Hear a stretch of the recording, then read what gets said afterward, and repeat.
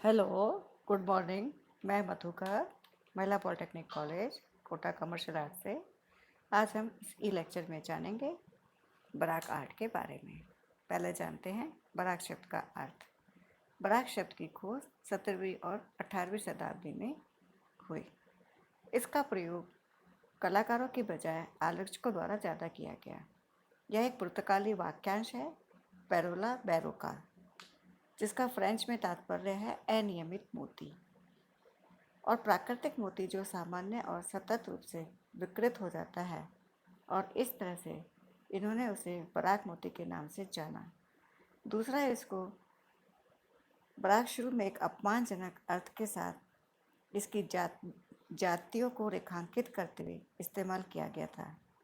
विशेष रूप से इस शब्द का उपयोग इसके विलक्षण और विवरण की भड़कीली बहुतायतता को वर्णित करने के लिए किया गया था, जिसने सूक्ष्म रूप में नव जागरण के स्पष्ट और शांत चेतना में एक व्यतिरेक को उत्पन्न किया। बराक शब्द आमतौर पर निंदात्मक ढंग से कला, शिल्प या डिज़ाइन की व्याख्या करते हुए प्रयोग में लिया गया।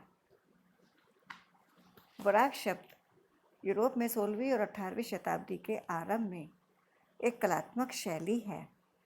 इसे अधिकतर मैनरिस्ट और रोकोको युगों में यूरोप की एक प्रभावशाली शैली के रूप में परिभाषित किया जाता है।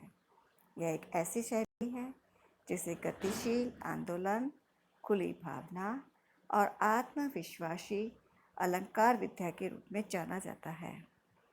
बराक शैली की लोकप्रियता और सफलता को रोमन कैथोलिक चर्च द्वारा प्रोत्साहित किया गया, जिसने प्रोस्टेट सुधार की प्रतिक्रिया में काउंसिल ऑफ ट्रेंट के समय यह निर्णय लिया गया था कि कला को डायरेक्ट और भावनात्मक जुड़ाव के साथ धार्मिक प्रकरणों को संचारित करना चाहिए।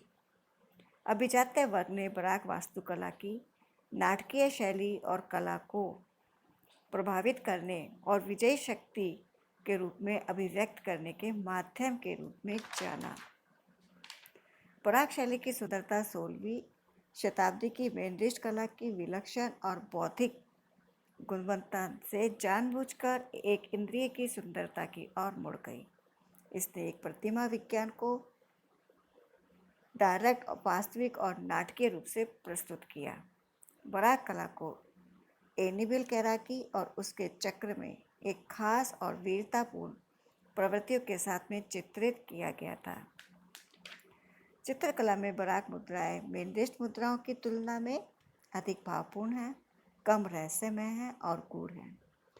ओपेरा की मंच मुद्राओं की तरह एक गंभीर बराक कला रूप बराक मुद्राएं कॉन्ट्रोपेस्ट्रो यानी प्रतिसंतुलन आकृतियों के अंदर कंधों और कूलों के हिस्सों को विपरीत दिशा में स्थानांतरित होने वाले तनाव पर निर्भर करती है। यह मूर्तियों को करीब करीब ऐसा रूप देती है कि लगता है कि वो अभी चल पड़ेंगी।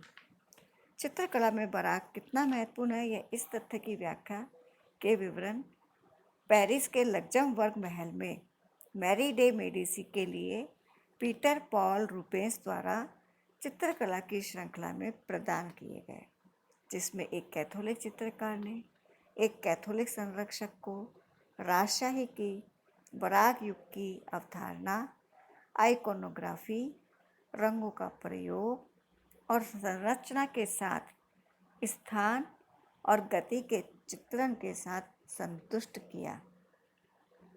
इतावली बरोक चित्रकला में अत्यधिक विविध पहलू थे। कैरावेजियो से कार्टोना तक दोनों विभिन्न शैली के साथ भावोत्तेजक गतिशीलता तक पहुंच रखते थे।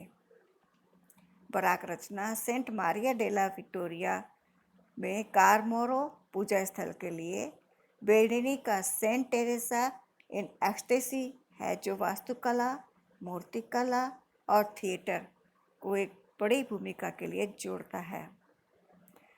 बराक शैली धीरे धीरे अधिक सजावटी रोकोको का मार्ग प्रशस्त करती है।